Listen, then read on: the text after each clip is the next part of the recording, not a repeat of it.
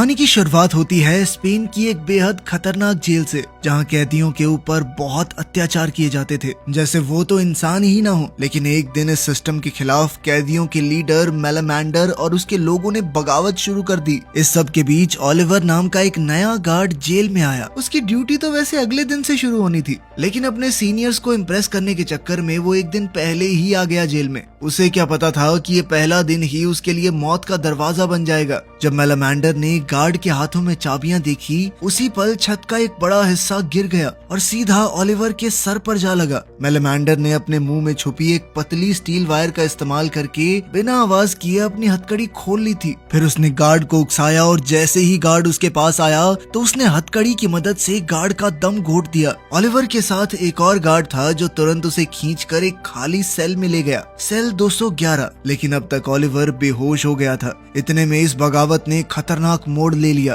कैदियों ने लॉक तोड़ दिए, कॉरिडोर पर कब्जा कर लिया, साथ ही हर तरफ आग झुलस रही थी। पूरी जेल आतंक में डूब गई। ओलिवर का कलीग सोच रहा था कि उसे वक्त रहते बाहर ले जाए या नहीं, लेकिन उसके साथ वाले गार्ड ने कहा कि अगर इसको लेकर भागेंगे ना तो दोनों पकड़े जाएंगे और ये कैदी इतना मारेंगे, हमें इतना मारेंगे, मर जाएंगे हम लोग। इसलिए उन्होंने ओलिवर को वहीं छोड़ दिया। ओलिवर बेहोशी की हालत में था, लेकिन जेल के अंदर हर तरफ से सिर्फ चीखें, मारपीट और तोड़ फोड़ की आवाज आ रही थी। जेल का डायरेक्टर सीसीटीवी से सब कुछ देख रहा था, पर वो भी क्या करे, उसे समझ नहीं आ रहा था। अब वो सिर्फ देखकर समझने की कोशिश कर रहा था कि आखिर मेलामेंडर सच में चाहता क्या है। थोड़ी देर बाद मेलामेंडर का ही एक आदमी ओलिवर तक पहुंचा। उसने देखा एक अनजान शख्स जेल में पड़ा है, तो बिना सोचे समझे ओलिवर को एक जोर का थप्पड़ मारा, जिससे ओलिवर होश में आ गया। लेकिन अभी भी वो कंफ्यूज था। सामने से कैदी ने कुछ सवाल किए, लेकिन जवाब न मिलने पर वो दरवाजे को लॉक करके वहाँ से चला गया।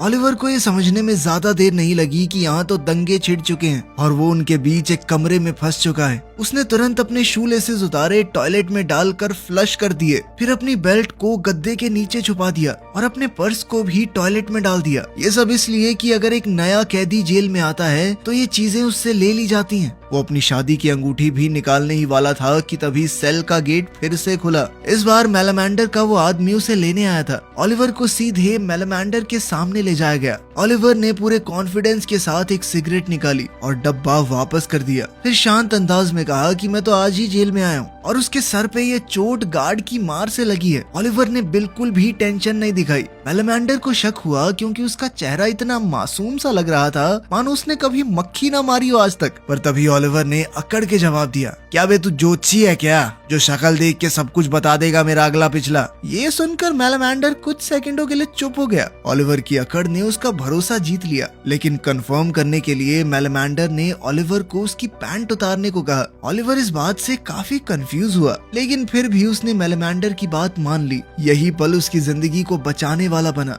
जेल में किसी कैदी को अंडरवियर पहनने की परमिशन नहीं होती। इत्तेफाक से ओलिवर को वैसे भी चड्डी पहनना पसंद नहीं था। इसके बाद मेलामेंडर का शक खत्म हो गया। अब सभी कैदी जेल में लगे सीसीटीवी कैमरास तोड़ने लगे। ओलिवर जानता था कि अगर सारे कैमरे टूट गए तो उसका तो बाहर से लिंक ही नहीं बचेगा, इसलिए वो जोर से चिल्ला दिया, रुको। सभी लोग उसकी तरफ मुड़ गए। ओलिवर ने कहा कि एक कैमरा छोड़ देना ताकि हम अपनी डिमांड्स को बाहर तक पहुंचा तो पाएं। अगर ये चाहते हो कि जेल के कर्मचारी देख ना पाएं तो कपड़े से ढक दो उसे। मेलामेंडर को उसका ये आइडिया सही लगा। इसके बाद ओलिवर भरोसा जीतने के लिए कैमरास को खुद कवर करने के लिए निकल पड़ा। उसने बहुत धीरे से कैमरा के सामने चढ़कर कपड़ा डाला ताकि कैमरा में अच्छे से उसकी शक्ल दिख जाए और कंट्रोल रूम में मौजूद लोग तुरंत समझ गए कि ये गार्ड उनका ही आदमी है। अब सिर्फ कंट्रोल रूम में मौजूद लोग और ओलिवर ही जानते थे कि वो असल में एक गार्ड है। फिर भी मेलामेंडर को थोड़ा शक तो था। वो ओलिवर को उस गार्ड के पास ले गया जिसके पास चाबियां थी। उससे पूछा गया कि ये वही गार्ड है जिसने तुझे मारा था। ओलिवर और वो दूसरा गार्ड एक दूसरे को देखते ही समझ गए कि अब दोनों की जान का सवाल है, तो दोनों ने एक दूसरे को पहचानने से इनकार कर दिया। लेकिन मेलामेंडर के लोग फिर भी उस गार्ड को पीटने से नहीं रुके। इसी बीच जेल डायरेक्टर ने आखिरकार स्पेशल फोर्सेस से मदद मांगी, जिसके बाद एक स्पेशल फोर्सेस की टीम ने तुरंत जेल के बाहर पहुंचकर अपनी पोजीशंस ले ली। ऊपर से ऑर्डर्स बिल्कुल सिंपल थे, सिर्फ 2 गार्ड्स को बंदी बनाया गया है, कैदियों की कोई मांग नहीं मानी जाएगी, सीधा ऑपरेशन चालू करो और जेल का कंट्रोल वापस लो। लेकिन उसी वक्त एक चौंका देने वाली खबर आई। जेल के अंदर 3 काफी इंपॉर्टेंट पॉलिटिकल कैदी भी थे जिनका अभी तक यहाँ से ट्रांसफर नहीं हुआ था और मीडिया को भी दंगों की खबर मिल चुकी थी। पूरे देश का फोकस अब इस जेल पर था। ये तीनों कैदी बहुत बड़े लीडर्स हैं, अगर इनको कुछ भी हुआ तो बहुत बड़े लेवल पर दंगे भड़क जाएंगे। लेकिन मेलामांडर ने पहले ही इन तीनों को कंट्रोल में ले लिया था। उसने सीसीटीवी के जरिए जेल मैनेजमेंट को ये बता भी दिया। अब उन तीनों को बंदी बनाने के बाद कैदियों की पावर बहुत ज्यादा बढ़ गई। सभी कैदी खुशी से झूम रहे थे। कंट्रोल रूम में बैठा जेल डायरेक्टर ये समझ गया कि यह पानी सर से ऊपर जा चुका है, जिसके बाद एक आदमी को कैदियों से बातचीत करने के लिए बुलाया गया। मेलामांडर का पिछला रिकॉर्ड भी सामने आया। 10 साल पहले भी उसने एक बगावत की थी जिसमें उन्होंने एक गार्ड को मार दिया था। तभी से वो जेल का बॉस बना बैठा है। मेलामांडर ने ओलिवर से कहा कि कुछ डिमांड्स लिखने में मेरी मदद करो। डिमांड बेसिक थी, जेल के कमरों की हालत सुधारो, 15 दिन में एक बार फैमिली से मिलने का हक दो और कैदियों को सही हॉस्पिटल में ट्रीटमेंट दिया जाए, क्योंकि डॉक्टर उन्हें सलाखों के पीछे से चेक करते हैं। और पहले भी एक कैदी जिसके दिमाग में ट्यूमर था, उसे कहा कि तेरे सर में कोई दर्द नहीं है, तू झूठ बोल रहा है। उस बेचारे की दर्द के मारे जान चली गई। ओलिवर को मेलामांडर की डिमांड्स में कुछ भी गलत नहीं लगा। मेलामांडर की लीडरशिप देखकर ओलिवर इम्प्रेस हो गया। बातचीत के दौरान ओलिवर ने मेलामांडर को बताया कि मेरी वाइफ प्रेग्नेंट है, मेरा बच्चा पैदा होने वाला है और मैं जेल में फंसा हूँ। मेलामांडर को ये सुनकर अफसोस हुआ। ओलिवर ने एक झूठी कहानी बनाई कि जिस आदमी को मैंने मारा है वो एक ड्रग डीलर था, उसने मेरे छोटे भाई को मार डाला, तो आखिर में मैंने बदला ले लिया। ये बात सुनकर मेलामांडर को उसके लिए और बुरा लगा।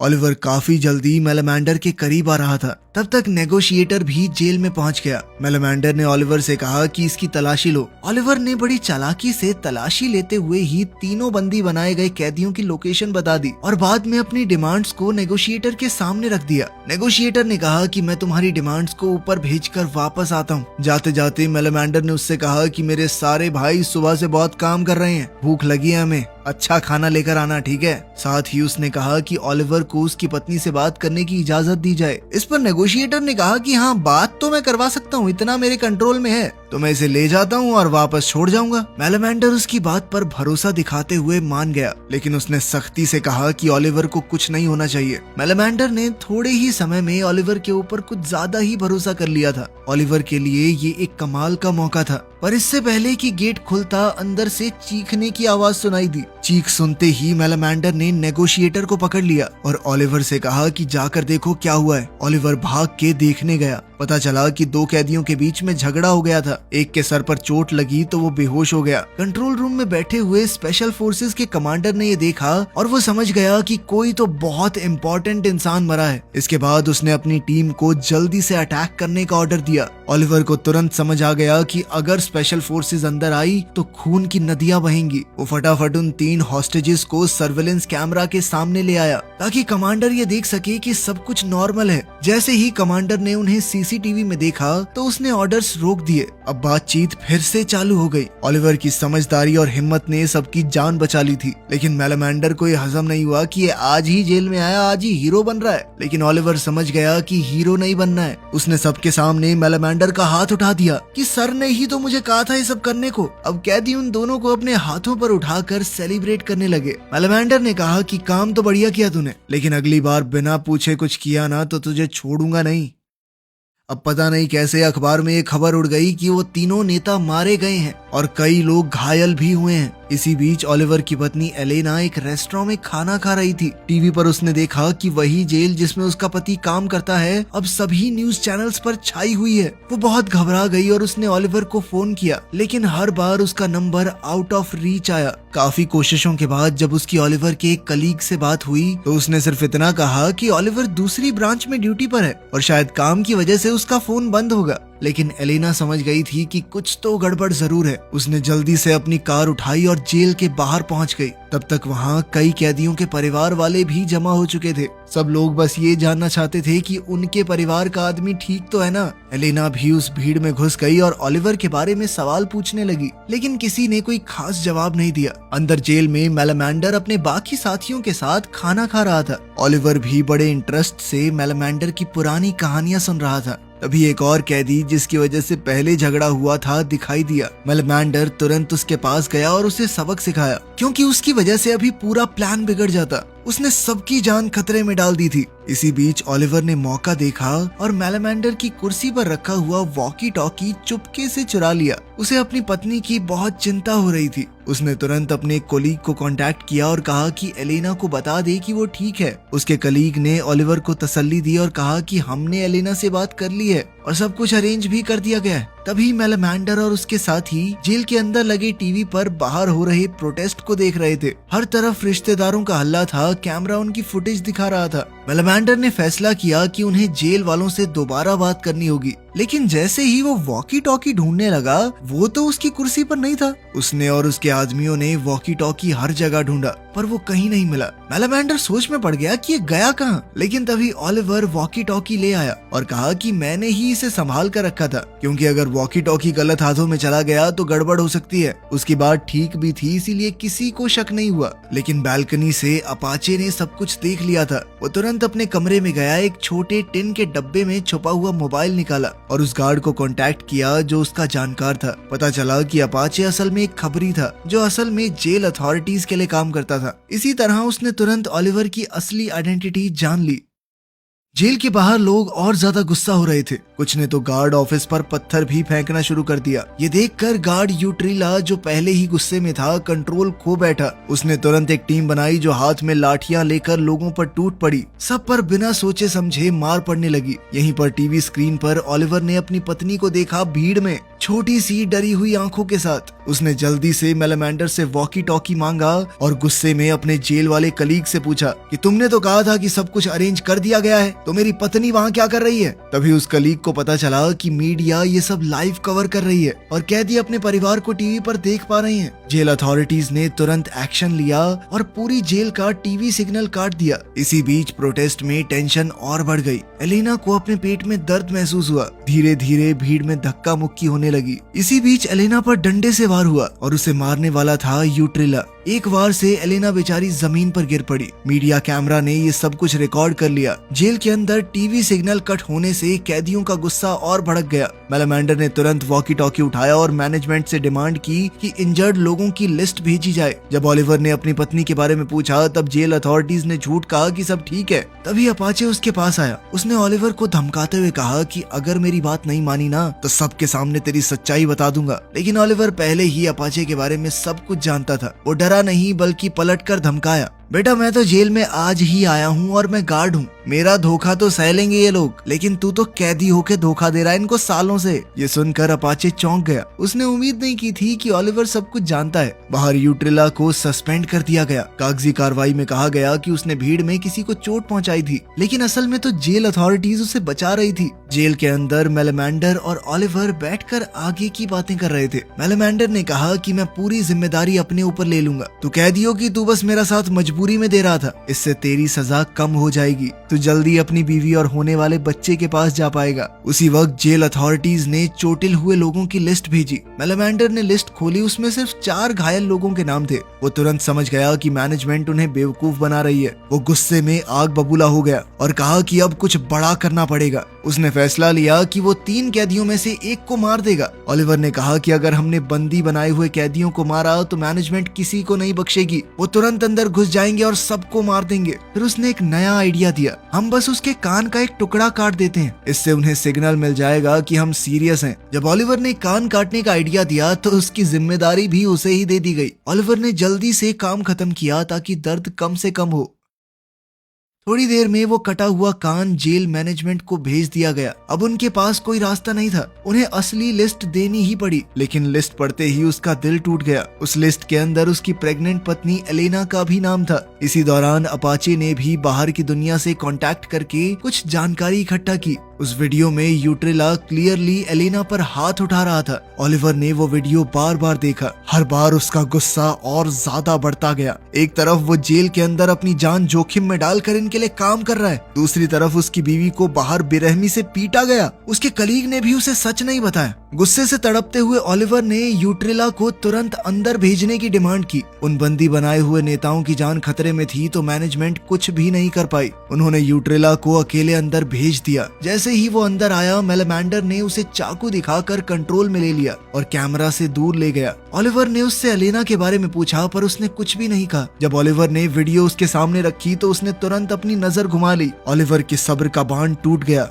वो उस गार्ड को मारने लगा। अब वो बिल्कुल पागल सा हो चुका था। ओलिवर ने वॉकी टॉकी उठाया और अपनी बीवी से बात करने की डिमांड की। आखिरकार उसे पूरा सच पता चला। ओलिवर की बीवी और होने वाला बच्चा दोनों मर चुके थे। ये बात सुनते ही ओलिवर पूरी तरह टूट गया। उसने अपना सर मेलामेंडर के कंधे पर रखा और फूट फूट कर रोने लगा। मेलामेंडर ने तुरंत ऑर्डर दिया कि सब इस गार्ड को मिलकर पीटेंगे, लेकिन तभी उस गार्ड ने गुस्से में ओलिवर की असलियत सबके सामने बोल दी कि तुम क्या इतने परेशान हो रहे हो, ये साला जेल का गार्ड है। सभी कैदी एकदम शॉक हो गए, लेकिन ओलिवर को अब किसी बात से फर्क नहीं पड़ता था। उसके लिए अब सिर्फ एक चीज जरूरी थी, बदला। उसने सबके सामने यूट्रिला को मार दिया। अपनी बीवी और होने वाले बच्चे को खोकर उसकी जीने की इच्छा ही खत्म हो गई थी। फिर वो चुपचाप सेल 211 में गया। उसने अपनी छुपी हुई बेल्ट निकाली और कुछ गलत करने की सोची, लेकिन वो तो मर भी नहीं पाया। जब उसकी आंखें खुली तो उसने दीवार पर लिखा हुआ पढ़ा कि एक बूढ़ा आदमी सरदर्द से मर गया। ये उससे पहले वाले कैदी ने लिखा था। ओलिवर को महसूस हुआ कि उस कैदी का दर्द अब उसका दर्द बन चुका है। उसने अपनी पुरानी पहचान वहीं छोड़ दी और सेल 211 का असली कैदी बन गया। जेल की दूसरी तरफ अब कुछ लोग ओलिवर पर शक करने लगे थे, लेकिन मेलामेंडर अंदर ही अंदर जानता था कि चाहे वो पहले गार्ड भी रहा हो, लेकिन अब वो उनका अपना बन चुका है। उनकी किस्मत एक हो चुकी है।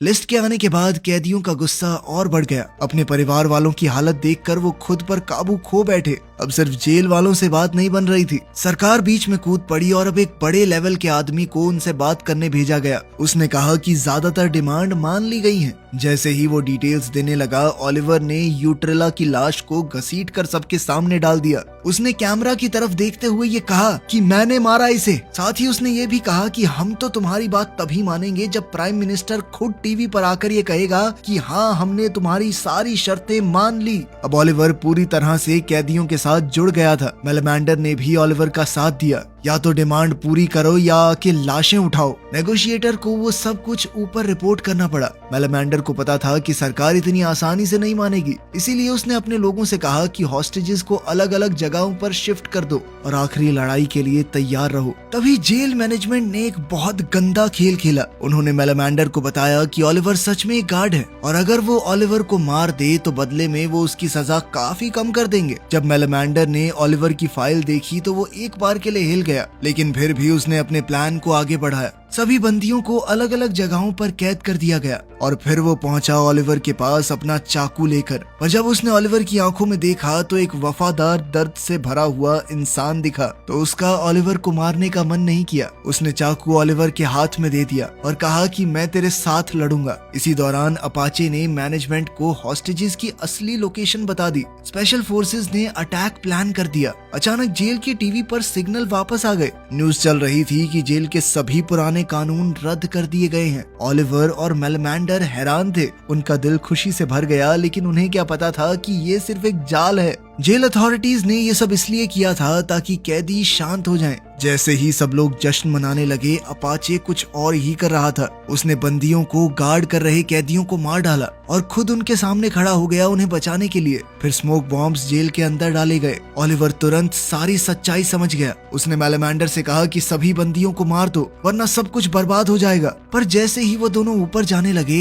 किसी ने नेल गन से ओलिवर के ऊपर हमला कर दिया। मेलामेंडर उसके पास गया, लेकिन घाव इतना गहरा था कि कुछ नहीं हो सकता था। अपाचे ने चीख कर सबको कहा कि दोनों लीडर मर गए। ये सुनकर सभी कैदियों ने हथियार डाल दिए। मेलामेंडर ये सब देखकर भी चुप खड़ा रहा। सब कुछ उसकी आंखों के सामने खत्म हो गया। उसने अपने आंसू पोंछे ही थे कि अपाचे ने उसे पीछे से गोली मार दी। मेलामेंडर गिरा, लेकिन बदला लेने की कोशिश की। तब तक अपाचे ने एक और गोली दाग दी। और वो जमीन पर गिर गया। स्पेशल फोर्सेस ने आसानी से जेल पर कंट्रोल वापस ले लिया। ओलिवर भी दर्द से करहाता हुआ मर गया। सब कुछ खत्म होने के बाद ओलिवर का कलीग उसकी लाश पहचानने आया। शर्मिंदा होकर उसने सेल 211 का दरवाजा खोला। वहाँ एक अंगूठी रखी थी। ओलिवर एक ईमानदार और अच्छा इंसान था, लेकिन समाज ने वो हर चीज उससे छीन ली और आखिर में उसने गार्ड बनकर जीने की बजाय एक कैदी की तरह मरना पसंद किया। वीडियो पसंद आई तो लाइक कर देना, चैनल को सब्सक्राइब कर लेना। मिलते हैं अगली वीडियो में।